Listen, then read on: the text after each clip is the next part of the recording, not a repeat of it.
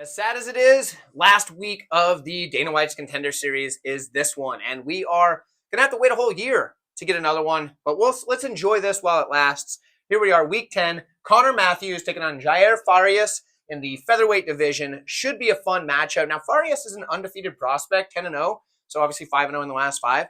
But this is Connor Matthews' second time on the Contender Series, and his only loss does come on the Contender Series, where he lost to Francis Marshall. So he's 6-1 as a prospect, 4-1 in the last 5.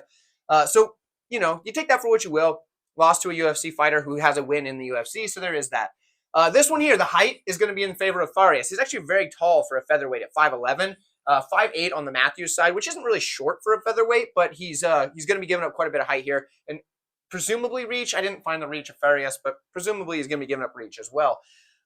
Interesting matchup here, and in fact, I don't really like this one very confidently for either side, but let's break it down and figure out why.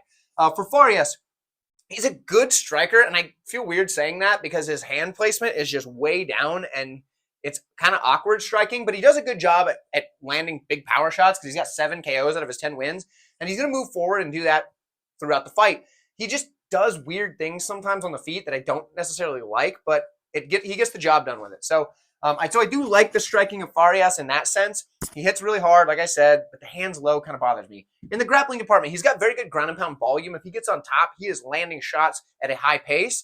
And I think if he can get on top here, the ref will jump in whether he's landing heavy or not. It's just going to be the sheer volume.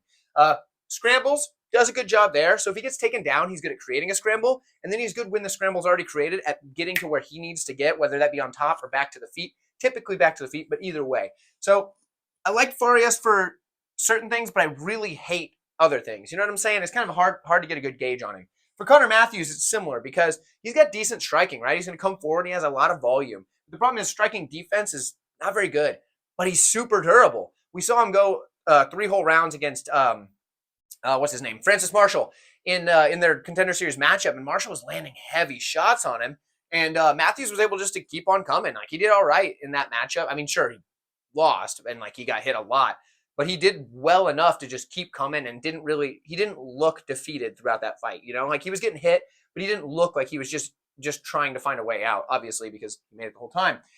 He has a decent grappling as well, but we haven't really seen it against a high level of competition. But he does have good back takes, and he does look for that rear naked choke. In fact, most of his wins are by rear naked choke, and most of his wins are in the first round. So anyway, for Connor Matthews, it's kind of tough because you got to say, okay, does he weather the storm for Farias and then get the win that way because he's just durable as heck and he can break him over the 3 rounds, or is he going to be able to get this fight to the mat and be the better grappler? Who really knows? It's a tough one to say. For me, I would recommend passing on this fight if you're going to be betting on it, but I'm going to have to make a pick. That's what I do on this channel. And I'm going to go with Farias for now. I think his size and his power on the feet is going to be enough to score with the judges if it gets that far, as long as he doesn't collapse in the third, basically. And I think the grappling is going to be close enough to even. So I'm going with Farias, but let me know who you have. Like the video on your way out, and I appreciate you tuning in. See you next time.